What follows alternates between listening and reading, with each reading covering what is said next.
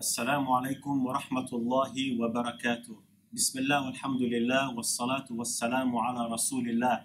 We begin by praising Allah Azza wa Jal, and we send peace and blessings upon His beloved Prophet Muhammad sallallahu alayhi wa sallam.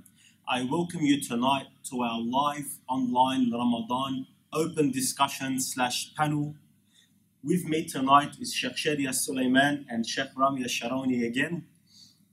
Tonight's discussion is going to focus predominantly on the month of Ramadan. We know Ramadan is only moments away. Ramadan is knocking on our doors. And just today, Anik had announced that the beginning of the month of Ramadan will be this coming Friday, inshallah. I ask Allah Azza wa Jal to allow every single one of us to live to see Ramadan and to live through the month of Ramadan and be from the ones who are forgiven for all our sins after the month of Ramadan. I want to remind the audience that are viewing tonight, whether it be on our Facebook platforms or on the YouTube page, that tonight's discussion is going to be open, inshallah. So therefore, we ask you to engage with us by asking your questions. Leave your questions in the comments section, inshallah, on whatever platform you're watching. I'm watching the platforms as well as you are, and I'll be doing my best to answer or to pass on the questions to the mashayikh to answer whichever question you have. Alternatively, if you don't want your question to be posted publicly, then feel free to message me anonymously on my number, and I will pass your question on to the mashayikh, inshallah ta'ala.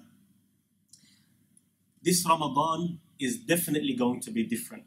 I don't think anyone that's living today will experience a Ramadan like we're going to experience just at the end of this week. No one has been forced not to pray Taraweeh in the masajid. I don't think anyone's lived a Ramadan where they have had disconnection from the masajid. And what I know is that in Ramadan, everyone wants to be in the masjid. Unfortunately, this year, it's not going to be that way. And to begin, Sheikh Shadi, how are you, by the way? I'm good, alhamdulillah, bismillah, alhamdulillah, wa salatu wa salam ala rasulullah. So I'm good, but I'm devastated at the same time. I can imagine.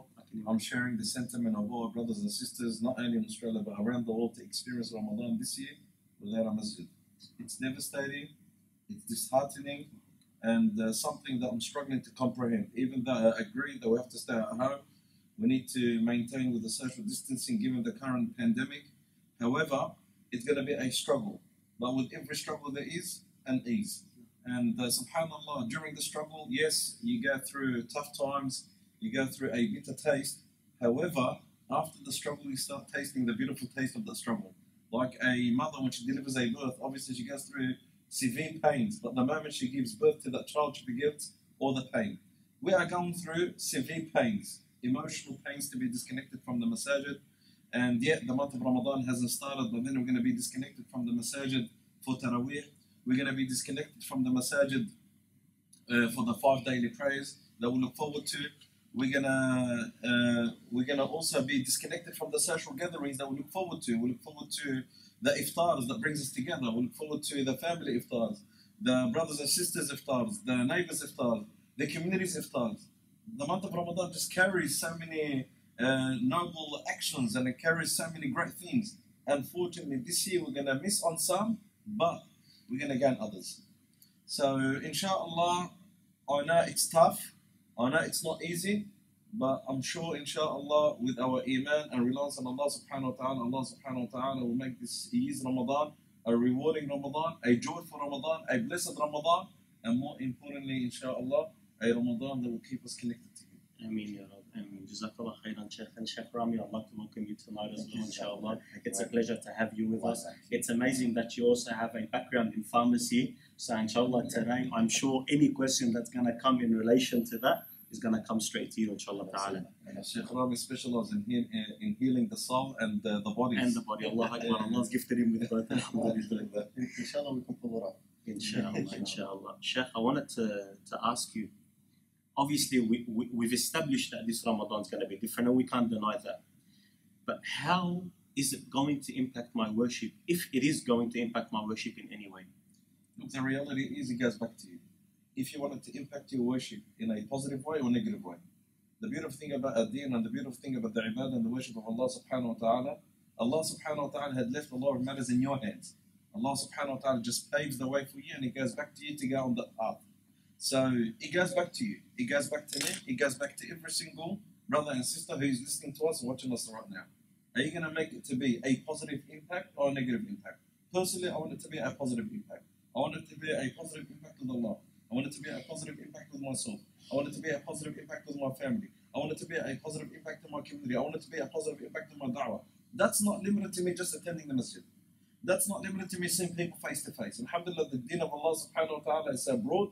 The deen of Allah subhanahu wa ta'ala is so flexible. Your connection of Allah subhanahu wa ta'ala and to Allah azza wa jalla will continue to be maintained, if not better, if you want it to be that way this year. So it goes back to you. You ask me that question and I'll tell you right now. It goes back to you how impactful you want it to be in a positive way or negative way. Already some people are becoming complacent and some people are saying, oh, okay, during this pandemic and crisis, we're not going to attend the masajid, so we're not going to read the Qur'an al-Kareem. We're not going to attend the masajid, we're not going to pray the Jama'ah prayers. We're not going to attend the masajid, we're going to miss out on the Tarawih prayers. That's your decision, that's not mine. That's your decision, but that's not the decision that Allah subhanahu wa ta'ala is testing you for. Maybe Allah wanted this test to be during the month of Ramadan to see our reaction. Are we limiting the worship of Allah subhanahu wa ta'ala only to the masajid? If that's the case, I'm telling you right now, you failed the test. The worship of Allah subhanahu wa ta'ala is not limited to the masajid. The worship of Allah subhanahu wa ta'ala is 24/7, anywhere and everywhere. So it goes back to you, and it's a very good question. Yes, brother and sister, it goes back to you. You want it to be a positive impact or a negative impact? You could experience this year's Ramadan to be the best Ramadan.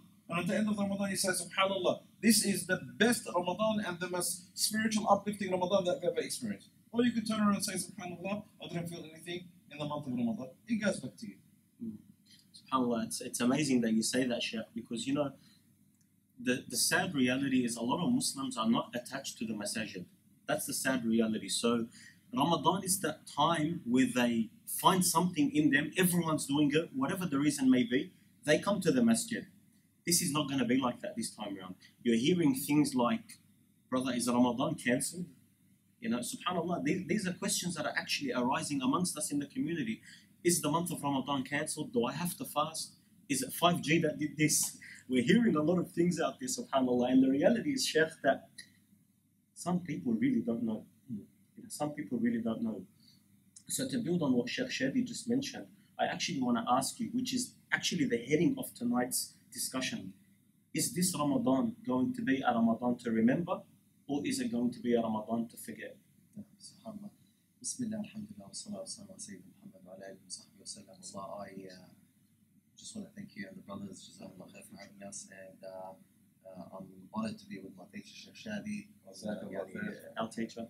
Our teacher, alhamdulillah, I'm sharing a few words. I'm honored to be amongst my brothers. Allah Islam.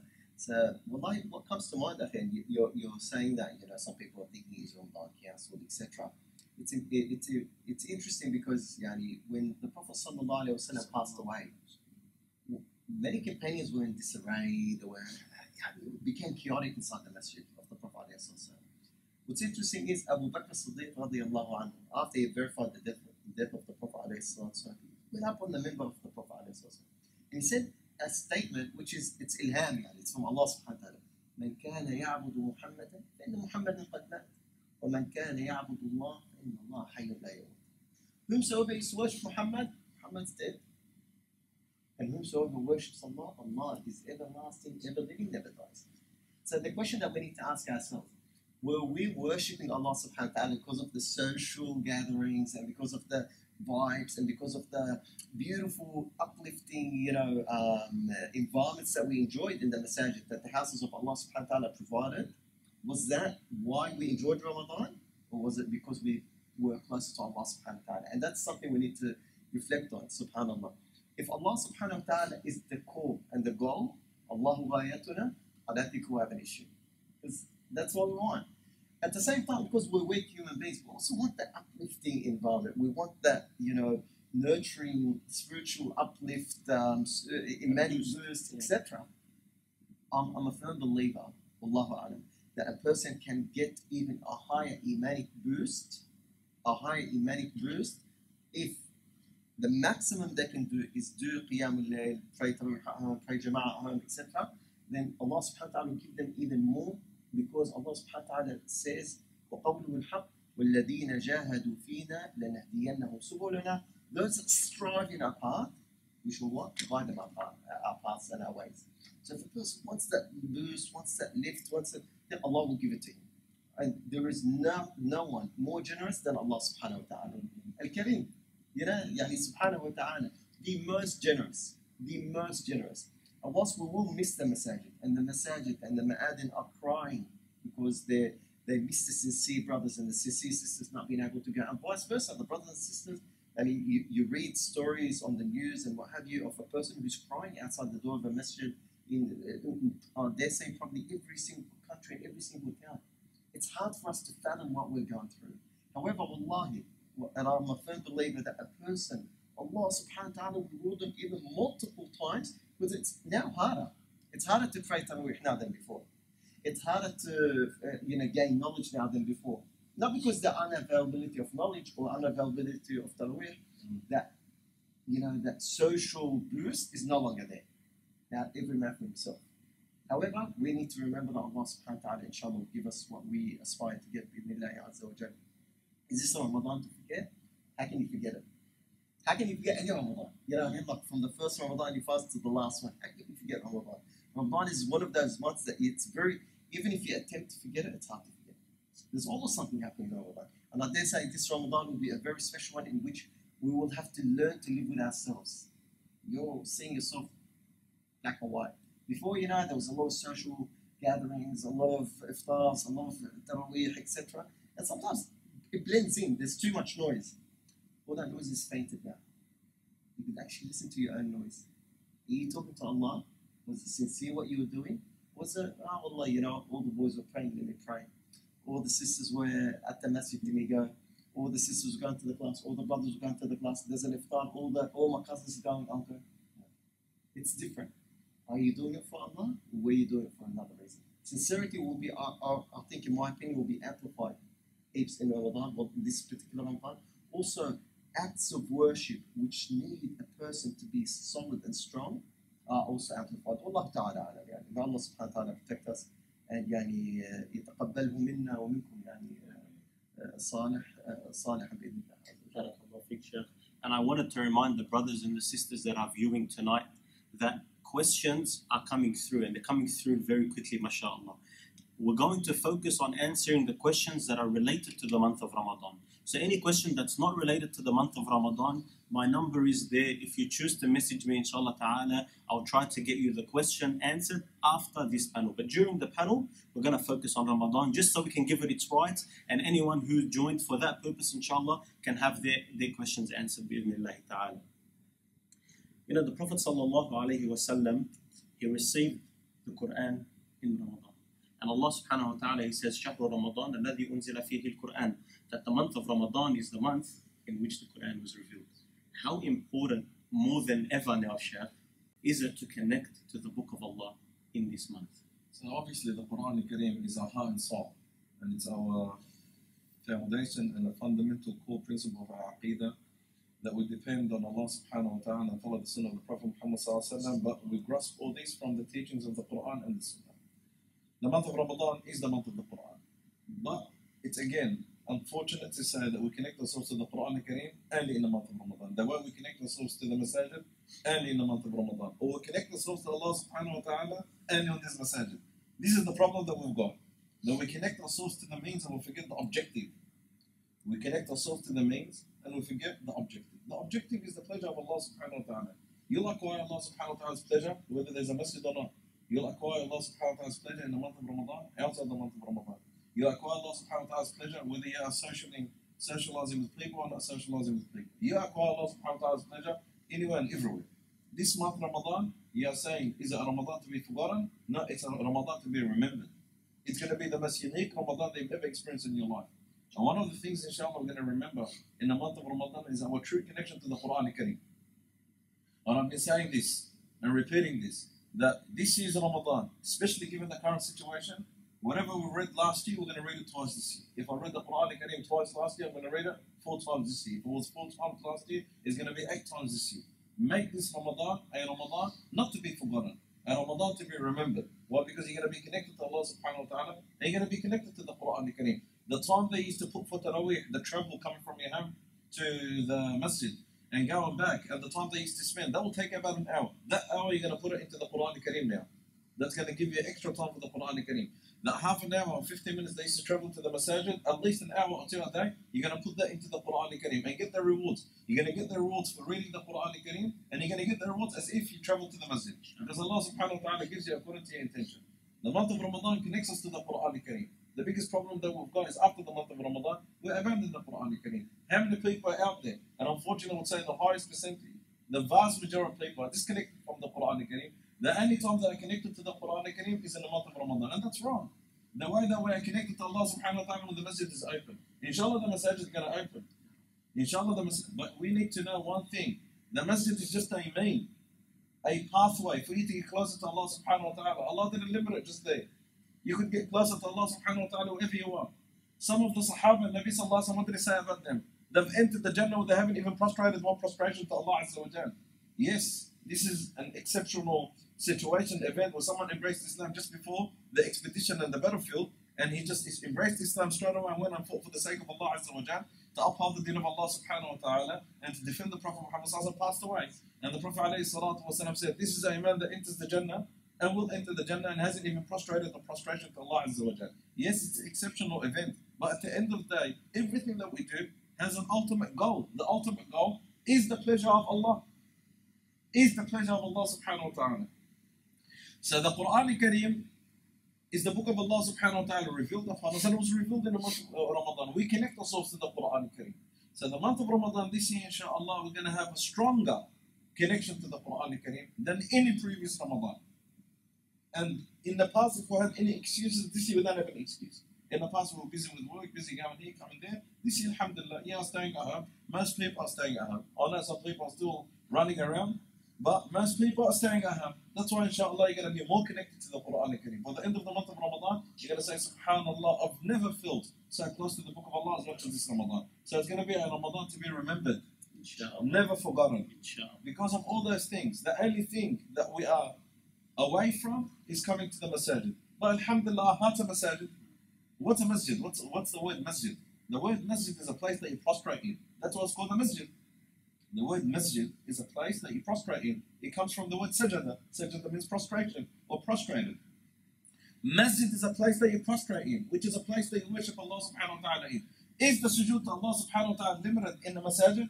Or your house is a masjid? Your house is a masjid. When you pray, your house is a masjid. On the contrary, the Prophet Muhammad sallallahu alayhi wa sallam encouraged the Sahaba radiallahu ta'ala for them to pray the non-obligatory prayers in their homes. Because your masjid... You mean the sunnah prayers? The non-obligatory, the sunnah prayers. The Nabi sallallahu alayhi wa sallam encouraged them to pray in their homes. Because the masjid is not only in the structure that we're in. What was the masjid during the time of the Prophet Muhammad sallallahu alayhi wa sallam? A simple structure. It's what you do in that structure. You could have the biggest masjid. And you could be attending the masajid. But at the end of the day, it goes back what's in your heart and your mind. Your commitment to Allah Azza wa Jalla. So your home is going to be a masjid this year. My house is going to be a masjid. Your house is going to be a masjid. Every single house. Inshallah, we're going to come out of our masajid into the bigger masajid. We're going to turn our homes into masajid and then go back to the real masajid. And then by the time we're out of this pandemic event, inshallah, we're going to have two masjids. One which is the real masjid, the other one which is the home masjid. And alhamdulillah, this is the test that maybe we're going through. Wallahu a'lam. And I know, Sheikh, a lot of families, subhanAllah, have started to pray in Jama'ah. They're doing halaqat at home together. They're actually engaging in Qur'an circles with their children. So without a doubt, in every trial or calamity that befalls us, there's khair and there's a benefit. And the wisdom that Allah Azza wa Jal shows and sometimes doesn't show, we don't see. We see the fruit or we see the benefits. And it's extremely amazing. And again, as Sheikh mentioned earlier, it comes back to what you want to take out of it, inshallah. Questions are coming up on one specific matter. So, Sheikh Rami, I wanted to ask you specifically this question, inshallah. Obviously, people still want to pray Taraweeh. And it's obviously a sunnah that, sunnah mu'akkada, if I'm not mistaken. So, people want to do this action at home. However, they're not hafar, they haven't memorized the Quran. Is the Muslim allowed, the Imam allowed, to read from the Quran whilst praying Taraweeh? Allah Bismillah ar-Rahman ar-Rahim. So in regards to Salat Taraweeh, as we all know, the Prophet sallallahu alayhi wa sallam prayed it, individually, and the companions radiallahu anhum all the way up until the Khilafah of Umar radiallahu anhu, and including the first, little while in the Khilafah of Umar, is actually pray individually and sometimes in smaller groups in the masjid up until Umar radiallahu anhu gathered the Muslims behind one Imam for Taraweeh. So praying at home, whilst we're not used to it, and due to the fact that we can't reach the masjid, is not a bad thing. Okay, just so we establish that fact. Now, can we read from the Mus'haf if I am not a Hafiz, etc.? Absolutely, there's no problem. So long that the person maintains minimal movements. So you don't want to, for example, during the prayer, do your takbir, read the Fatiha, and then do too many movements, which will take you out of the fold of the prayer.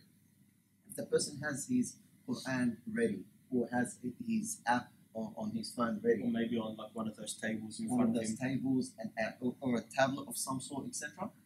Yeah, of course, there's no problems. Allah Ta'ala. As it's well known that a person that wants to use a mushaf, a Quran mushaf جائزة, والله تعالى أعلم بلا مشاكل, with no problems at all. And inshallah, just to note on that one, if the Sheikh finished. Yeah.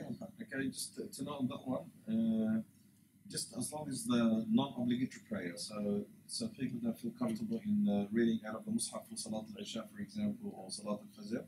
So the scholars, they find when it comes to the obligatory prayers, you should be reading out of your memory. But when it comes to the non-obligatory prayers, as Sheikh Rami mentioned, like Salat al-Tarawih, there's nothing wrong with someone opening the Qur'an Kareem.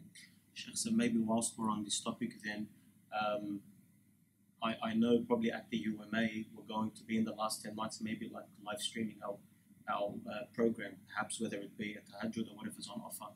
Is the person allowed to join a non-obligatory prayer at home? Alhamdulillah. So that's becoming one of the common questions now, frequently asked questions, especially after this crisis that we're in, that can you join the Imam online?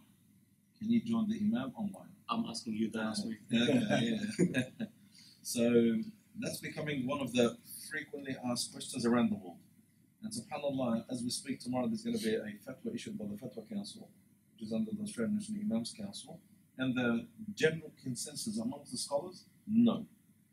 You can't join someone when there is distance and there is a barrier between you and them, particularly if they come in different buildings. If they're in the same building, but there's some barriers, it's debatable. So for example, you've got the masjid here and next to the masjid there's another hall.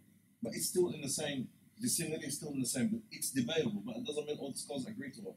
However, there's a general consensus when you are in two different venues and in two different places, then the general consensus amongst the scholars, you cannot join the prayers. Otherwise, we'll join the prayers in Mecca. Okay, that's online and live, mashallah, and it's on the dot. And the khushu' will be there. Of course, it's going to be there. So, I remember one of the mashaykh was asked the question, he said, yeah, if the TV can make ruku' and sujood, follow it. Okay, which is a joke, of course, But at the end of the day, the general consensus amongst the scholars, you cannot join an online congregational prayers. Not obviously, that's different to listening to the lectures and that, because that's not a ritual on its own as salah and ibadah. It's a different type of ritual that you are listening to the words of Allah subhanahu wa ta'ala, the words of the Prophet Muhammad. So that's a very important question that a lot of people are asking, and I know some people start to implement that, which is wrong. Okay? And I'm also going to pose another question here, because that's connected to what we're talking about right now, where people are talking about establishing Salat al-Jum'ah at home. Okay? And the vast majority of the scholars will say no, because Salat al-Jum'ah must be established at a masjid or at a regular place where Salat al-Jum'ah is held at. And even the second one that I'm talking about is debatable. A lot of the scholars are of the opinion it's got to be done at the masjid. And even during the time of the Sahaba, the Tabi'in, they were on a strict opinion, it's only one masjid in each town or city. So there shouldn't be another masjid that's operating Salat al-Jum'ah if the entire city or town can fit in one masjid. That's the opinion of the scholars in the past. So establishing Salat al-Jum'ah at your workplace, at home, that's also unacceptable. You pray Salat al-Dhuhr, because Salat al-Jum'ah must be established at a masjid or at a regular place that Salat al-Jum'ah is being held at. Like what we've got these days, community halls, reception halls. And of course, in our current state, there's an absolute need for that as well. And that's why the scholars would say there's a need for it. So if there's no need for it, the scholars would say, you know what, you can't establish Salat al-Jum'ah at community hall, because that's not a masjid. But because of the need that we've got, especially given that we are Muslims living in the West, and there isn't many masajid out there, So we are forced sometimes to go and hire out and rent other places like in our community halls and that. So, but the main thing is you cannot establish Salat al-Jum'ah. You can't establish Salat al-Jum'ah at the workplace. You can't establish Salat al-Jum'ah in the park, for example. You pray at Salat al-Dhuhr. Right now we're praying Salat al-Dhuhr. Even here at the UNA, I'm praying Salat al-Dhuhr with the people that come here from the staff. Obviously not. It's not open to the public. So Salat al-Dhuhr. Jazakallah khairan. I'm glad we've clarified those two questions because they actually have been very common in this current time. Yeah. No, definitely. And it's extremely important that Anik is also confronting these questions and clarifying on this. And the other thing is, okay, why do I want to pray Salat al-Jum'ah for the reward? Why do I want to pray Salat al-Jama'ah? Is it for the reward? Okay, for the boost, then inshallah you get the reward. Inshallah, because it's not in your hands. You're not the one that wants the masajid to be closed. I'm not the one that wants the masajid to be closed. So it's because of your intention, inshallah, you get the reward. And you know, Sheikh, we touched on this the other day, Sheikh Rami, whereby the brothers specifically, they're very hurt about Jum'ahs, as we all are, because it's that once a week where they get that spiritual uplifting. Well, the reality is, majority of the masajid that facilitate Jum'ah haven't stopped giving that reminder at that time anyway. So tune in live onto your social media platform, where you'll find that I think, if not every masjid, like 90% of the masajid are actually offering these live talks. So you'll actually still be able to get the reminder, plus your family will get it as well, inshallah. And they're being held usually at the same time that that specific venue conducts their Jummah prayer. My brothers and sisters, I want you now in the comments, please, if you don't mind, in one word, tell me how you feel about this Ramadan. In one word, what is the feeling that you get in Ramadan? Are you excited? Are you nervous? However you feel, inshallah. I'm going to try to use maybe the top 2 or 3 answers that come through to touch on them, inshallah, and maybe touch on those feelings and how we can improve on that. And I'm going to be the first one to make the comment. Taddal. Okay, I'm devastated, but I'm excited. That's 2 answers. Yeah, I'm devastated because I'm upset that we're going to experience this year's Ramadan without a masjid. But I'm excited because this is a challenge. When Allah subhanahu wa ta'ala puts you in a challenge or puts you through a test, then this is a promotion and greater rewards. So it goes back to you. I'm getting excited. It's one of the most common ones, Sheikh. It's good, and I'm glad that people can say that there's positivity out of this. Of course, it's going to hurt a bit, but there is khair. It's a new challenge. It's going to open up the presence of Islam in the homes, inshallah ta'ala. And I want to remind the brothers and sisters that are viewing tonight's discussion that every night in the month of Ramadan, without a fail, every single night, inshallah, because people are mentioning this, we will be posting live reminders. So there will be a live reminder every single night, Sheikh, at 7 or 7:30? 7:30 p.m. 7:30 p.m. inshallah. Every single night. The platform that you're watching on now, tune in every night in Ramadan at 7:30 p.m. starting Thursday night, inshallah, with a live reminder that you would have gotten if you attended the masajid. We will also be doing a Ramadan revival series. So every Saturday night there's going to be a panel like this, inshallah. We will be discussing relevant subjects, inshallah ta'ala, and again taking questions and answers as we go weekly. Sheikh Rami, a question for you. It was sent to me anonymously, where the person mentioned that they're feeling a bit anxious about Ramadan. So we've had excited, alhamdulillah, and that's fantastic. We've had mixed emotions, we've had grateful, we've had fortunate. I'm not touching on them now. Yeah. Feeling anxious about Ramadan. What advice can we give this person? Well, I don't know how to say it, but I think we're all anxious. So like the brother or the sister that sent in that question or comment or remark, you're not alone. I can safely say that. We're all anxious. This is new. It's uncharted territory, where the masajid are closed for Ramadan. It's uncharted territory where I can't pray Fajr and Isha at the masjid. It's very uncharted territory where we're locked down in the masajid. If you're anxious because the masajid are closed, because you feel you might miss out on something, look, I'll share that anxiety with you. However, I could safely say to you that if your intentions were to pray at the masjid and that you're from Ahl al-Masajid, etc., but you'll get the same reward, and inshallah more, if you struggle against yourself at home. Allah Ta'ala. Can I just share with you? Most of the sisters that are commenting are either excited, they said peaceful, they're not being rushed. As a female, less work and more ibadah. Alhamdulillah. It's fantastic. I'm happy that this is how you're feeling, but in the same time, I hope in other Ramadans you don't feel like you have to put 15 dishes on the table, because it shouldn't be that way. You too should have that time for ibadah. And Sheikh Shadi, I actually wanted to then post a question based on this. How can a male and a female who are married, or like a couple or a family, balance responsibilities so that the wife doesn't miss out, or the mother doesn't miss out on the fruits of Ramadan?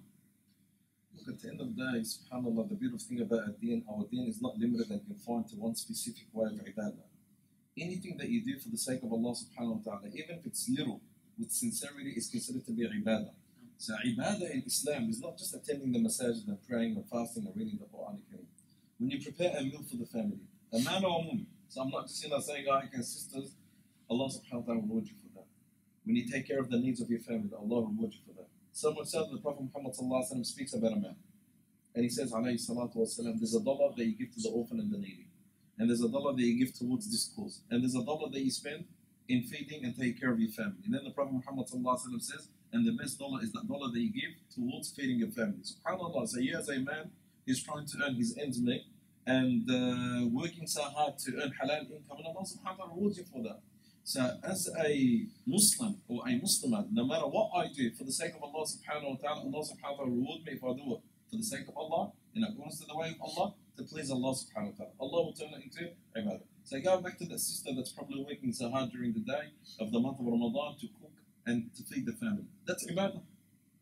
That's ibadah. I read the Quran to get rewards. I'm cooking here because I want to feed the family. I'll get exactly the same reward. And contributing to breaking the fast of the one that's fasting. And contributing towards giving a meal to those who are breaking their fast. So alhamdulillah, ibadah is not just limited coming to the masjid.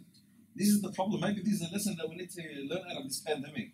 The worship of Allah subhanahu wa ta'ala is not limited to a specific area, place, or situation. Worshipping Allah subhanahu wa ta'ala is 24/7. Worshipping Allah azza wa jalla is anyway. Worshipping Allah subhanahu wa ta'ala through any means, as long as you do it for the sake of Allah azza wa jalla. When the Prophet Muhammad sallallahu alayhi wa sallam was mentioned, two women in front of him. One woman that the Prophet Muhammad sallallahu alayhi wa sallam was mentioned in front of him. She prays Allah, she fasts Allah, she reads the Quran Kareem Allah, but Nabi sallallahu alayhi wa sallam said she's going to the hellfire. And then another woman that prays not much, doesn't fast much, doesn't read the Quran Kareem much, but she's going to the Jannah. The Sahaba were amazed. How come the one that's praying more and fasting more and doing more ibadah, she's going to the hellfire, the other one's doing less ibadah, she's going to the Jannah? Because that one she was harmful to her neighbors, the other one she's good to her neighbors. SubhanAllah. Let's not limit ourselves to one specific area. This is a lesson that we need to start learning. We as believers, not because we are limited to a time or place and a situation, we are 24/7 believers. We worship Allah subhanahu wa ta'ala always, anywhere, in every situation. And this is something that I'm teaching myself. I could get closer to Allah subhanahu wa ta'ala in Ramadan, outside the month of Ramadan. In the masjid, outside the masjid. Reading the Quran Kareem, or not even reading the Quran Kareem. I'll get closer to Allah subhanahu wa ta'ala through any way. So when I say I'm not reading the Quran Kareem, I mean that I could be putting my time somewhere else while someone else is reading the Quran Kareem. I'll still get the rewards. So this is a lesson that we want to learn. This is a lesson, inshallah, we're going to gain. Alhamdulillah. And this is the beauty about Islam, subhanAllah. The beautiful thing about this deen, that Allah subhanahu wa ta'ala did not limit the worship of Allah azza wa jalla, or his worship, in one specific area. So much so the Prophet Muhammad said, Allah had given me what he did not give to any prophet or messenger before me. And Allah had made every single spot on the face of this earth a place for me to worship Allah. Whilst you've got the previous nations, they had to worship Allah azza wa jalla in the temple, or a place of worship. But the nation of Muhammad sallallahu could pray to Allah anyway. Alhamdulillah. Excellent. Jazakallah khairan. I think the take-home message from that is don't be dependent on the means, rather focus on the objective and the goal, which is pleasing Allah azza wa jalla. We're getting a lot of questions, inshallah, so we're going to try to pump through as much as we can. Sheikh Rami, one for you. The question came through anonymously. If you're pregnant, what can you do since you cannot fast?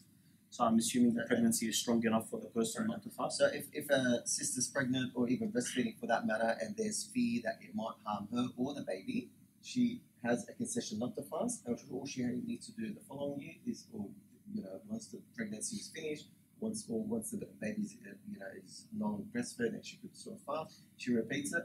Whether she pays a figure or not, in most of the scholars are of the opinion she doesn't have to, but if she's able to, why not?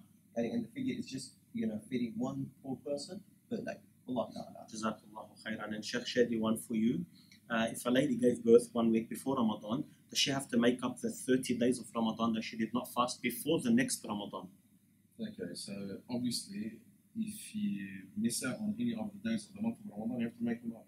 So sometimes you have an excuse, sometimes you don't have an excuse. If you don't have an excuse, then you don't have the flexibility for you to wait until the next Ramadan. So you have to fast them straight away. But if you missed out on the month of Ramadan because of an excuse, such as breastfeeding, pregnancy, women going through their menses, illness, travel, then you've got the flexibility from this Ramadan to the following Ramadan, if you can, for you to make it up. So you have to make it up. Okay, yes, I know there's another opinion of scholars that say that you don't have to make it up, but the majority of the scholars say, no, you have to make it up. And it goes back to the point that we mentioned. You might miss out on fasting in the month of Ramadan, but rest assured, you did not miss out on the rewards. Because not in your hands, as the Prophet Muhammad said. It's not something that you chose. It's not something that you chose that you want to give birth or you can't fast because of pregnancy in the month of Ramadan. It's not in your hands that you've got your menses. It's not in your hands that you are ill. At the end of the day, you did not miss out on the rewards. You just missed out on fasting in the month of Ramadan. But inshallah, you get the rewards, even though you're going to fast after the month of Ramadan. It goes back to how flexible and resilient our deen is. Beautiful religion, subhanAllah. But sometimes we complicate it upon ourselves. We are the ones that complicate it. Like when the Prophet Muhammad was traveling from Medina to Mecca during the conquest of Mecca, and the Sahaba radiallahu ta'ala were traveling during the month of Ramadan, and it was a hot season. So Nabi sallallahu halfway through the day, while everyone else was fasting, Nabi sallallahu broke his fast. Everyone broke their fast except a group of young men. They thought, you know what, we're going to please Allah Azza wa Jal, but us enduring hardship. And Nabi sallallahu said, "Ulaika al-asat, ulaika al-asat." They are the simple ones. They are the simple ones. Worshipping Allah Azza wa Jal doesn't have to be complicated. Worshipping Allah, it doesn't have to be tough. It doesn't have to be rough. It could be the easy way. And Allah subhanahu wa ta'ala has made things so easy for us. So alhamdulillah, this year the only tough thing about it, that we're not going to be connected to the masajid and we're going to have less social gatherings. But besides that, alhamdulillah, the flexibility is there. Jazakallah khairan, Sheikh, for the answer. The next question, and I think this one's a bit concerning, also important to touch on, hence probably why it came anonymously. And I think if we allow a little bit of time to this, inshallah, I think it's really worth it. So the sister said that this month she actually feels fear. Why? Because her husband will be at work, he'll come home, he'll eat, then he goes to Taraweeh.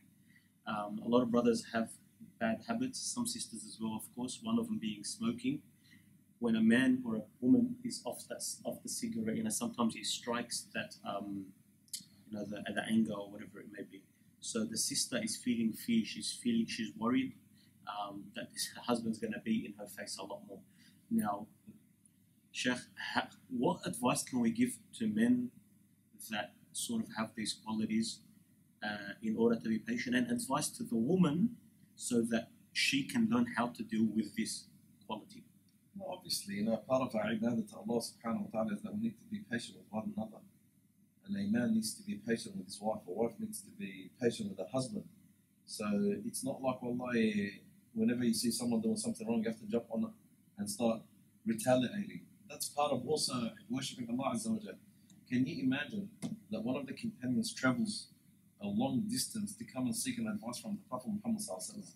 And he tells the Messenger of Allah, give me an advice. I've traveled so far, give me an advice. So what was the expectation of this companion? Pray more, get off Qiyam al-Layl, read those verses. So Nabi Sallallahu turns around and tells him, "La taghdab," don't get angry.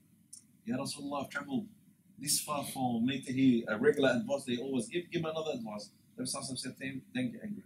Or Messenger of Allah, give me another advice, don't get angry. SubhanAllah, that's the value of this advice to the Prophet Muhammad, or the advice from the Prophet Muhammad Sallallahu to this man. Don't get angry. So not getting angry is also a ritual. It's also a worship. So it goes back to the point that we mentioned before. Worshiping Allah subhanahu wa ta'ala is not limited to one thing. How many do you have brothers who just can't pray to Allah and Fajr, or pray the Taraweeh prayers and then they come back, they go back to their family and so aggressive towards their family. So brutal towards their family. Like, how do you balance that? You just came to worship Allah Azza wa Jal and you go back and you're so mean to your family. But that's not part of the worship of Allah subhanahu wa ta'ala.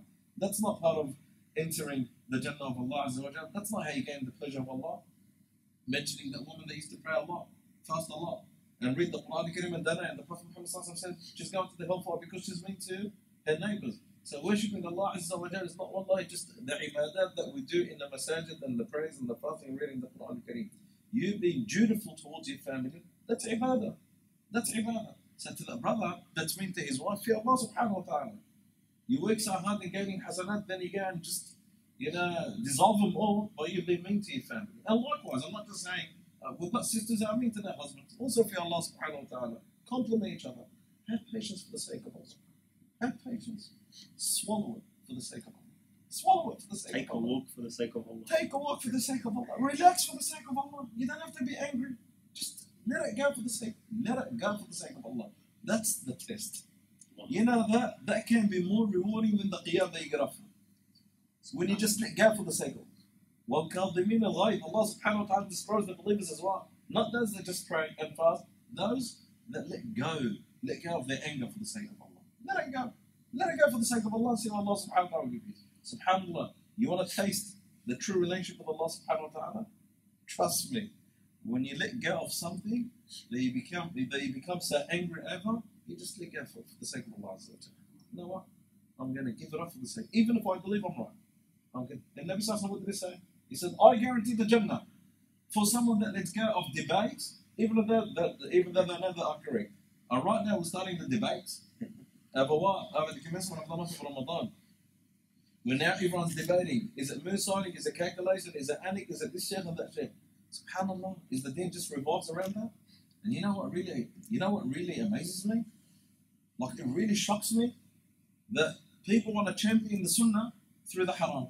Backbiting and slandering and accusations and allegations and accusing this person, that person. You want to champion the sunnah through the haram? How's that championing the sunnah? That's not the sunnah. You could see the comments coming through with people accusing this sheikh and that sheikh and this imam, that imam. Oh, these people are this and these people are that. Why? Because they went against the sunnah. And what are you doing right now? This is the sunnah? Your allegations is the sunnah. Backbiting is the sunnah. Accusation is the sunnah. Slandering is the sunnah. The foul language they're using is the sunnah. SubhanAllah, see sometimes? Look at the path that we take. We want to uphold the deen of Allah through the disobedience of Allah. We want to uphold the deen of Allah through the disobedience of Allah subhanahu wa ta'ala. So, letting go is also a practice of the Prophet Muhammad sallallahu alayhi wa sallam. And we learn that from the Prophet alayhi sallam. I think that was You mind if I add my 2 cents? I absolutely don't. Jazakallah khair, Sheikh. والكاظمين الغيظ, of course, we need to be able to express our anger and all that if the sort of the anger is justified or it's a one-off, etc. But my advice is sister, I hope I'm not striking any nerves here. If the brother or the husband, rather, in this case, is actually violent or aggressive on an ongoing basis, and this is something that happens all the time, and he's got serious anger management issues, serious violent issues, etc. It's worthwhile, and I'm not trying to get sisters to sort of rebel against their husbands, what have you, but at the same time, the safety and the security of our sisters is important. Absolutely. So, try to obviously do what you can, sister, to protect yourself and your children and what have you, but at the same time, do reach out to family members and what have you, people who can support you in these times of need. And I do understand that, and it's a fine line. When do you, some sisters, wallahi, if their husbands don't take them out on a Sunday once every 12 months, they'll complain and they'll request khula. And some sisters, wallah haram, they'll soldier on or what. I'm more talking to the second type of sisters, the sisters who are patient and what have you.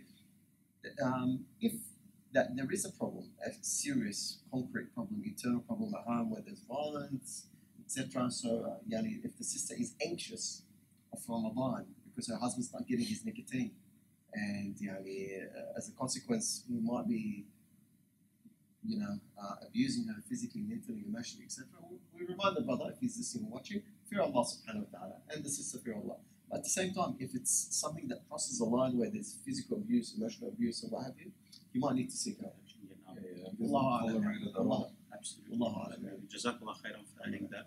Barakallah feek. And we ask Allah Azza wa Jal that in this specific scenario there is no violence involved, and it's just simply fear from behavior. And so Allah make it easy on them. Suppressing your anger during this crisis, in particular in the month of Ramadan, is a form of worship. Suppressing your anger is ibadah. Allah subhanahu wa ta'ala mentions that in the Quran. So this is the big test. The big test is not when things are lovey-dovey, when things are comfortable and easy. The big test when you go through challenges and hardship.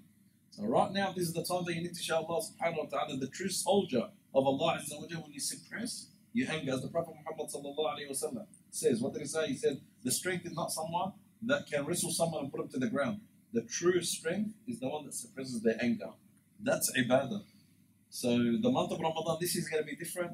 And we know that during this crisis and pandemic that we are going through, we can hear that it's having an impact on a lot of people's mental situation or mental state. So we tell the brothers and the sisters to fear Allah Azza wa Jalla, to let go. And please, when someone is angry, just walk away from it. Don't add fuel to the fire. Don't stay on the top of him or her. Just let go. Just walk away. As the Prophet Muhammad told us, he says that the shaitan flows in our bodies, like our blood flows in our bodies. And when does the shaitan increase from his flow in your body? When you're angry. Shaitan takes advantage of someone's anger. So we do advise, when a brother's angry, sister, please walk away. When a sister's angry, brother, please walk away. Do not add fuel to the fire. This is not right. Relax, calm down, and inshallah things will come around. SubhanAllah, through hikmah things will come around. Inshallah. Jazakumullah khairan for your take on this question, and I do believe it did deserve the time that it was given, inshallah. Let's move on, inshallah, and try to get the rest of these questions answered. Sheikh Rami, for yourself, if a person has a chronic illness and has previously been told by a sheikh they don't have to make up their fast, but at times he fasts because he feels good, obviously because we all love it, right? Does he have to make up the missed days? Okay. In regards to a chronic illness, so if a person has a chronic illness, and chronic illnesses could be many, so from a simple high blood pressure to diabetes to something a lot more serious. The scholars spoke about this and they said, if fasting, when does fasting, because right now, I'm sure if we get tested, there'll be an illness or two lying around. It could be a bit of high sugar, a bit of low this, a bit of that. When can a disease stop me from fasting Islamically? The scholars have told us that if a person, by fasting, their disease will become worse or prolonged. So worse in terms of severity, the blood pressure will get worse, the diabetes will get worse, the eyesight will get worse, whatever it is, loss of blood will get worse. So the disease state becomes worse or prolonged, will take longer to heal. Therefore, in some cases, it might be haram for them to fast. In many cases, it will be makruh for them to fast. That's according to the many madhab out there. In this particular case, if the brother or the sister has a chronic illness, however, every now and then they've sort of understood their body. They know that they're having a good day, whether it's epilepsy, whether it's high blood pressure, whether it's diabetes, Allah.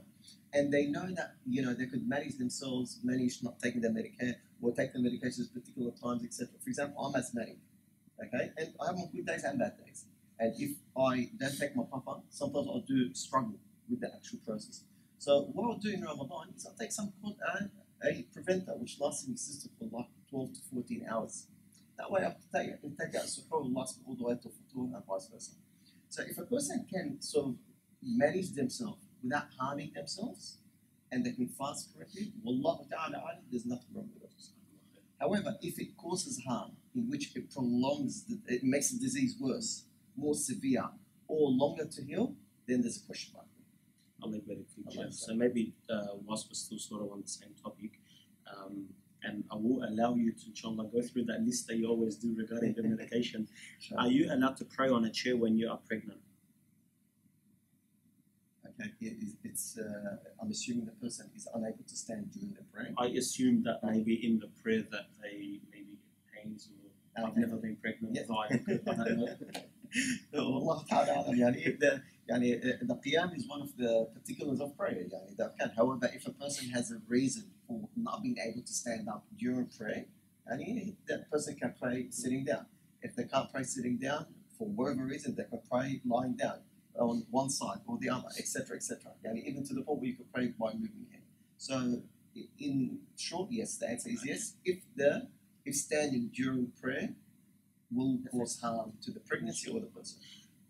On a similar topic, and then I've got a question for Sheikh Shadi as well. So is it, you did touch on this before, Sheikh, but I think in a different context. Is it permissible for a breastfeeding woman to break her fast during Ramadan and then refast the days later on? No, in short, that Wallah Ta'ala alam now. So if the sister's breastfeeding and there's potential harm on her or the baby, then she has, Allah Ta'ala, the permissibility to break her fast and make them up later. Allah Ta'ala. Jazakallah khairan. Sheikh Shadi, a question has come through regarding youth. They're not at school. I don't think any of them are doing homeschooling. They have time. They have a lot of time. Sheikh, you've got youth yourself. Yeah, my kids are very busy. Alhamdulillah. Busy doing what, Sheikh? PlayStation and a bit of studies. That was mentioned in the question. Sheikh, I want to ask, how can a family, parents motivate the youth in Ramadan, given that they're locked inside their homes? How can they motivate them to feel the Ramadan spirit? Look, it's a good question. And as a parent myself with youth of his own, so I've got my two sons, 16, and the other one is nearly 15. And both of them, mashallah, are taller than me now. It's challenging. It's challenging, especially when they're at that age. Personally, I'm the type of person that like to give my own kids independence, because I want them to feel Allah subhanahu wa ta'ala, whether they're around me or on their own. And I always remind them, say to them, don't betray my trust. You do good, you've got my full trust. But you stuff up once, then I'm not going to be giving you your flexibility or your freedom the way you used to have it. So it goes back to your style, your approach with your children. I don't like the approach where we put so much pressure, especially now. It's enough they're already under a lot of pressure. Staying at home, that's pressure within itself. Let's not add to the pressure, but reduce from the pressure. So we have to be flexible one way or another, but not to the extent that we become too flexible that our kids are now falling into the wrong deeds, wrong path. So it's good that our children need to know and understand and have that conscious that we are watching them, but we're giving them the flexibility. Give them the freedom. And you know what? If they stuff up, no problem. You're going to learn out of this. You're not going to be punished. You're going to learn out of this. So we need to also, put that trust in our kids. One of the things that I hear, and I sit down with a lot of kids themselves, their biggest problem with their parents is lack of trust. So when there's a lack of trust between children and parents, what happens there? There's lack of communication. And there's lack of communication, there's that distance. And then there is no guidance there. So I want to maintain that trust, even though I might disagree with the way my kids might behave, but I want to keep that trust, maintain that trust. At least I want to keep that line of communication always open between my kids, that if they fall, they could come and talk to me. Not one that they're going to look at me, you know what, the moment I'm going to speak to my mum and dad, they're going to tell me. Establishing trust is very important. I believe the stepping stone into having good children is establish that trust. Along the way, you're going to go and experience hiccups, but it's important that you maintain that trust. Right now, it's a good time for us to establish that trust. From time to time, it's cool. How are you? How's things? Today, I was caught up, subhanAllah, from the morning, and I got home late. The first thing I did, I walked at home, saw my wife, went upstairs, just checked up on my kids, Assalamu alaikum, how are you, this and that. I told them, Dad, I miss you. Obviously, they just looked at me and turned around and, What does he want? What does he want? Yeah. Well, actually, both of them said, I miss you too, but, to show that presence. Alhamdulillah, try. Sometimes I disagree, I don't like what they do. But I'm always conscious of the fact I want to maintain that trust and connection. This is the biggest problem that we had, and that's one of the things that the first generation had an issue with the second generation, where that trust was breaking down because of the aggression sometimes, and it's out of good will, out of good heart. But maintaining the trust sometimes is more important than the achievements that you want to see out of your kids. Barakallah feek, Sheikh. I think that was an amazing answer. May Allah subhanahu wa ta'ala reward you. To remind the viewers again, inshallah, that we will be going live every single night in Ramadan at 7:30 p.m. on the Facebook platforms, on the social media platforms, on the YouTube platforms, every single night at 7:30 p.m. with a reminder, inshallah, from a various list of speakers to keep that Ramadan spirit going, to keep that Taraweeh feeling going, inshallah. If you are going to pray your Taraweeh, work around these reminders, because we want you to be there with us, inshallah. We're not going to take much more of your time. There are still a few more things that we need to touch on before we let you go, inshallah. And I want to remind you all that some questions have come through that are not related to Ramadan. I do apologize. This is not the platform for it. So unfortunately, we cannot answer them. If you really did want that answer, inshallah, message me on the phone that's advertised on the comments. And inshallah, I'll do my best to get you the answer later from the mashayikh at the UMA Center. Now, between the mashayikh, inshallah, if we can, just list off the top of our heads the nullifiers of fasting? Because a question has come through, does swearing break your fast? I think we can touch on that very quickly. Looking at illicit content. So obviously there are some misconceptions of things that break fast. So if we can just, on these two, answer them, inshallah, and then maybe just touch on what does actually break the fast. So with fasting, you've got two things. One that nullifies the fasting. The other one nullifies the rewards of fasting. But the fasting is still valid. So one nullifies the fasting, and obviously the rewards are the common issues that we know. Eating and drinking deliberately with intention. So intentionally eating and drinking. Sexual intercourse. And I'm sorry to say that live, but obviously our listeners need to know that. And a few other minor issues. But these are the three main ones that the scholars always focus on. The other one's deliberately vomiting. The injection that we talk about with regards of medication and that, if it feeds, doesn't feed. I know that's one of the contentious topics, but I'll leave it to the health experts here. So, but these are the three main ones that the scholars, when they talk about what nullifies fasting, these are three. There's other actions that you touched on, swearing, looking at, okay, let's summarize it. Looking at the haram, listening to the haram, going to the haram. These are haram in Ramadan or outside the month of Ramadan. While you are fasting or not fasting. If you commit a sin while you are fasting that does not nullify the fasting, it does nullify the rewards. So you end up with no rewards. But your fasting is still time. And that's exactly what the Prophet Muhammad said. Some of them might be fasting during the day of the month of Ramadan. The only thing they get out of their fasting is hunger and thirst. When Nabi sallallahu alayhi wa sallam also says, whoever does not stop the foul language, the wrongdoings and the wrong sayings, then there's no need for them to fast. So you've got ticking the box. But to me, the month of Ramadan fasting is not just ticking the box. Okay, there's a bigger box on the top of that. It's my relation with Allah subhanahu wa ta'ala. I want to tick that one before anything else. It's not about the actions. It's about your connection to Allah subhanahu wa ta'ala, and then the actions follow. So if I pray to Allah subhanahu wa ta'ala deep inside, I don't want to pray to Allah. I don't even believe in Allah. My salah is incorrect even though I'm praying. So it's inside here with the connection of your actions. So you've got two categories here. One that nullifies the entire fasting, and the other one that nullifies the rewards of fasting. As a believer, I'm conscious of two, making sure that my fasting is correct and I get the maximum rewards, not just rewards, maximum rewards. And that goes back to your intention, your mindset, your sacrifice, and what you do. And inshallah, this year is going to be so unique. We're going to maximize on the rewards of the month of Ramadan. I did ask the listeners and the viewers before to give in one word how you feel about Ramadan coming up on Friday, inshallah, as announced by Anik. Now I want to ask you, after watching this segment, honestly speaking, from the bottom of your heart, in one word again, how do you feel now about Ramadan? Whilst that's happening, Sheikh, let's hope that the words are getting more positive. I'm not going to read to you any negatives. I can't see them. I don't want to see them. Wallah, you threw at me anxious the other time. So.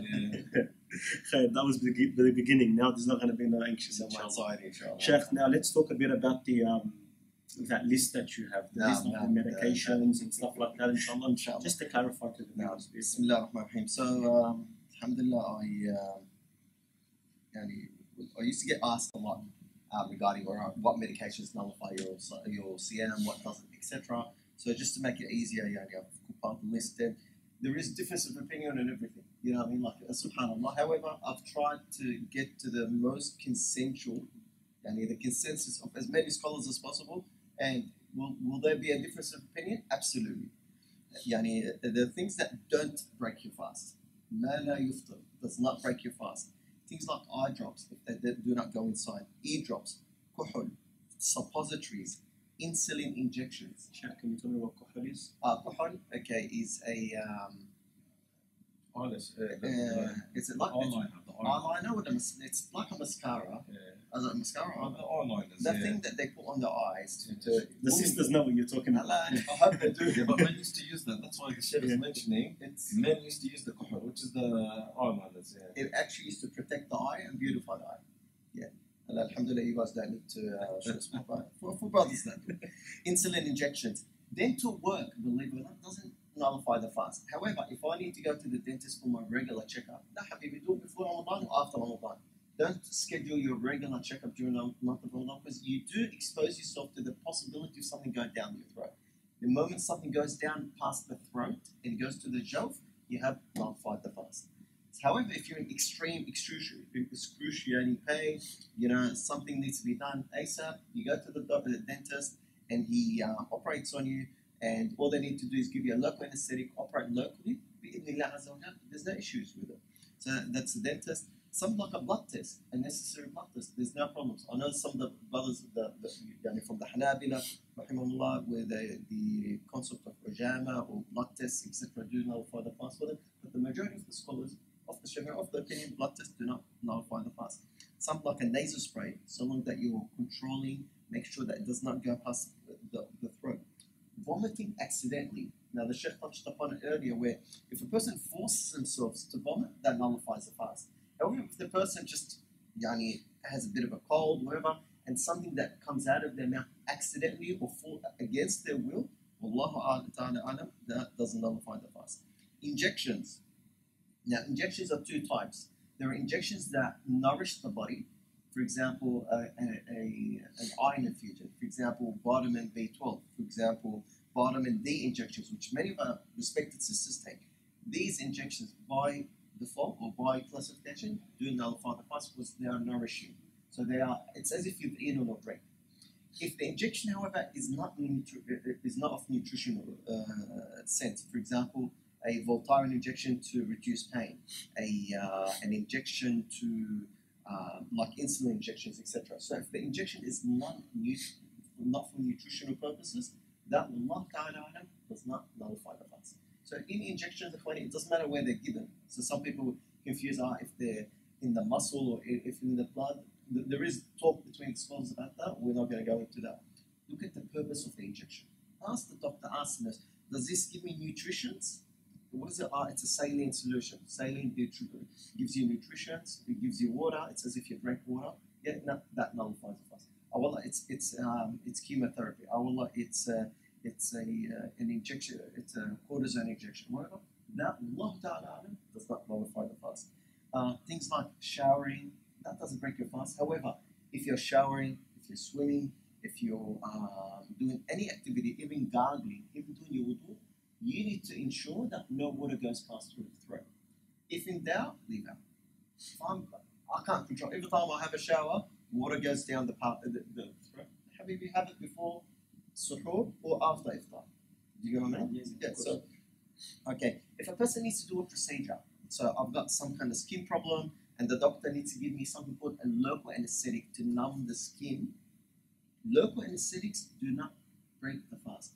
However, the moment we go from local anesthesia to overall anesthesia, where the person goes under anesthetic and goes unconscious, that will ta'ala breaks the fast. So there's a difference. So anesthesia is when you numb something. If you numb the whole body, or numb the brain and the central nervous system, the whole body, then that nullifies the fast because you've lost consciousness. However, if a person, they tell him we need to just numb this place to do a cancer removal, whatever it is, there's nothing wrong with it. Allah Ta'ala. They're the things that most people ask about. Okay, what nullifies and what doesn't. What's interesting is, these are the things that do not nullify the fast, and some do. What's interesting is some of the things that are not controversial but misunderstood, or there's a misunderstanding out there. Some like nicotine patches, like for example for the sister that her husband's not smoking and he's getting angry at her, etc. Nicotine patches or any patch, any cream, can I put a moisturizing cream? Can I put anything? If this patch is nutritional, so for example a nicotine patch or a patch that has a vitamin on it, etc., that will not breaks the fast. Nutritions. However, if for example I'm on a severe painkiller, many painkillers now are on patches. You put a patch on today, take it off tomorrow. Painkillers, Voltaren cream, Voltaren gel, Nurofen, etc. Allah Ta'ala, these don't break the fast. So you need to look at the patch and what it does. Nicotine patches, Allah Ta'ala, break the fast, as by the consensus of many scholars. The birthday boy question is the asthma puffers. Asthmatics suffer in Ramadan, and they do suffer. So what my advice to, and I'm an asthma patient, my advice to all the brothers and sisters who have asthma, if your asthma is extremely severe, where la subhanallah, you might end up with an asthma attack, or you might die if you don't take your medications, then you've got the udhr, you've got the excuse, the rukhsah not to fast. However, there are two opinions worldwide today between asthma puffers, because it's one of the mustajaddat, it's a new matter. If we follow the Saudi school of thought, they're of the opinion that it doesn't break the fast. However, the Egyptian school of thought is of the opinion that it does break the fast. So what we can do is combine both. How do we combine both? If the person has controlled asthma and they can take the asthma preventer at suhoor and at al-futur, something that lasts in the system for 12 to 14 to 16 hours sometimes, and will give them, make sure that their lungs are open, then alhamdulillah, they're covered. Have your asthma puffer for emergencies with you? La qaddar, if whilst you're fasting you need an emergency, you can have it there. What I suggest to the brothers and sisters is, if you have an asthma attack and you're struggling, do use the puffer and fast a day extra, just between you and Allah subhanahu wa ta'ala. It's like if a person eats or drinks while they've forgotten. We know that doesn't break the fast, because they've forgotten. However, some of the scholars of the opinion to actually fast that day, just extra later, just to get out of the khilaf. And in this case, Allah ta'ala, that would be used with that. Something to add to that, a couple of procedures, something which are common, something like a colonoscopy. A colonoscopy would be in which it's like a day procedure where they insert something from behind, etc. That actually, Allah ta'ala, breaks the fast. An endoscopy, when they insert something from your mouth to your tummy to check on your tummy, that also breaks the fast. Allah ta'ala. So, Ikhwani, that's a summary. I hope you give me an answer. I'm surprised you missed on the most frequent asked question. The miswak, Brushing the teeth. brushing the teeth, and Sheikh I'm doing sophisticated stuff. Yeah, that's what I'm saying. Usually when you look into the details, mashallah, You forget the foundation. honestly speaking, this is one of the most detailed Yeah, and it's articulated issues that I've ever had the Sheikh speak about. Well done, Sheikh. And the brushing of the teeth. And I'll leave it for my Sheikh. I think you've answered already. If you could guarantee that nothing will go past the throat, then you can. No, If you can't, then just let go of it, as you mentioned. Allah You know what, Sheikh? That's very well presented. I think we need to take that segment out into its own snippet and upload it on YouTube or something. Jazakallah khairan, Sheikh Rami. I really appreciate it. It's Allah subhanahu frequently asked questions that many people ask. It's important. And people unfortunately don't know. And sometimes they fast not thinking that they need to fast, not only there's a rukhsah. And there's something I have to disclose. He's the go-to person to me when I want to ask him about any medication with regards to that. So probably half those lists or half those questions are because of mail. Does it break or not? Just tell me yes or no. I don't want to get the details. No, Allah barak fik, Sheikh, that was excellent. That was barakallah fik. Just to let you both know, inshallah, that after we asked that question the second time, we're getting responses like, I'm honored, I feel appreciated, I feel motivated, I feel excited. Which, alhamdulillah, we hope that through tonight we've changed the mindset so that people can obtain the thought that this Ramadan is going to be one to remember. Just to wrap up, Sheikh, if I can ask you, please, very simply, if you can recommend a simple, easy to follow guide for a household, inshallah, this Ramadan, to maintain that strength in Iman. So, inshallah, with regards of this year's Ramadan, which is going to be a unique and a different Ramadan, and it's going to be more of a family-orientated Ramadan, I would recommend that we do perform suhoor together, which is out of the Sunnah. Pray at least 2 rak'at together before Salat al-Fajr. Again, Qiyam al-Layl. Even if it's 2 rak'at, read Qul Wallahu Ahad in the first rak'at, Qul A'udhu bi Rabbil Falaq in the second rak'at, but bring the family together on that one. Pray Salat al-Fajr together. With the family, sit down, each one of the family members can read, even if it's one page together. Throughout the day, I know a lot of us might be sleeping or busy during the day, but then inshallah we'll break our fast together, make dua before breaking the fast together, which is a time that Allah subhanahu wa ta'ala accepts the dua. And another important aspect that I do recommend the families do is the adhan. Make the adhan, but please be mindful of the neighbors. You don't have to make a loud adhan. It could be Allahu Akbar, Allahu Akbar. At the end of the day, that's the adhan. So make sure that you do establish the adhan in your hands. And pray Salat al-Tarawih together. And today, subhanAllah, one brother was saying to me that I've really put a program together. Which one of my family members will be delivering a 5-minute talk? So, okay, my daughter number 1, she's going to be giving a talk on this day. My daughter number 2, my son, this and that. Each one of us is responsible to prepare a 5-minute talk for the Tarawih. Beautiful. So pray the Tarawih together. I know a lot of people are talking about that. As Sheikh Rami mentioned before, you could grab the Qur'an Kareem, and if it's not the Qur'an Kareem, every single one of us knows at least 2 surah from the Qur'an Kareem. The 8 rak'at, first and second rak'at, no problem, as long as you establish the Tarawih prayers. And you know the real sunnah is that you pray Tarawih. That's where the Prophet Muhammad used to pray. So establish the Tarawih prayers, even if you are repeating the same surah in the first rak'ah and second rak'ah, no problems at all. One of the Sahaba was repeating Qul Huwallahu Ahad in every single rak'ah. So the companion that heard this companion reading Qul Huwallahu Ahad in every single rak'ah went and complained to the Prophet Muhammad. This man is repeating Qul Huwallahu Ahad in every single rak'ah. We've never heard this before. The Prophet Muhammad summoned him, told him, what do you repeat Qul Huwallahu Ahad in every single rak'ah? That's not the custom. That's not what we usually do. So he said, oh, Messenger of Allah, I love this surah. So the Prophet Muhammad said, because you love the surah, Allah loves you. SubhanAllah. SubhanAllah, simple actions give you maximum rewards. So put yourself a program together. Alhamdulillah, simple. Yes, it's going to be a disheartening Ramadan without the masajid, but it's going to be a heartfelt, and inshallah, it's going to be a great, unique Ramadan. Bi'idhnillahi ta'ala. And inshallah, maybe this is a lesson for us to appreciate Allah's houses. When do you really appreciate something? When you lose it. You never, subhanAllah, you never appreciate something as much as you appreciate it when you lose it. Right now, we've lost the masajid temporarily. We will never lose the masajid permanently. This is the time for us to start appreciating the masajid. And inshallah, we're only going to become more connected to the masajid because we're going to be more connected to Allah subhanahu wa ta'ala. Jazakallah khairan, Sheikh Shadi. It's an absolute pleasure having you with us tonight. Sheikh Rami, once again, I'm honored to have you with us tonight. And my brothers and sisters that are viewing, I really appreciate and value your time, and I hope that you've really benefited from tonight's session.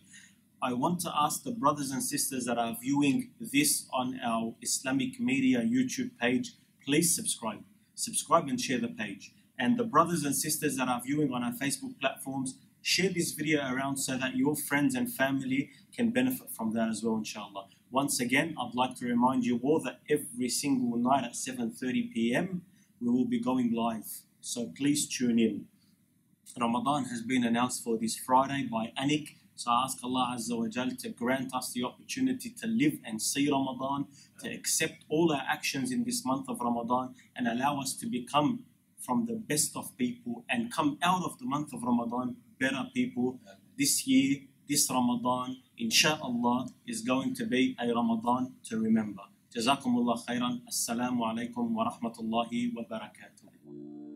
I wanna be in Jannah, Jannah, Jannah, Jannah. Every Muslim dreams to be up in Jannah, Jannah, Jannah, Jannah. A pious person's destiny. Inshallah in Jannah, Jannah, Jannah.